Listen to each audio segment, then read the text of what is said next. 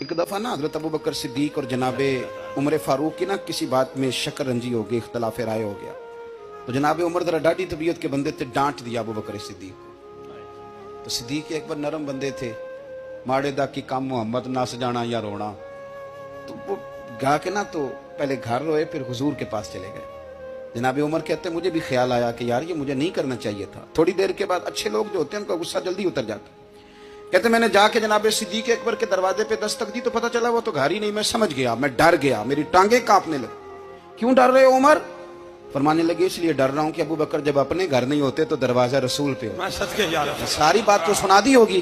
फरमाते मैं नबी पाक की बारगाह में पहुंचा, सामने अबू बकर बैठे हैं, पुश्त मुबारक मेरे करीम रसूल की काबे की जानब, चेहरा सिद्दीक अकबर की जानब, दोनों की गर्दनें झुकी हुई। जनाब उमर पाक फरमाते हैं कि मैं बैठा था और सोच रहा था, सलाम ली, जवाब मिला पर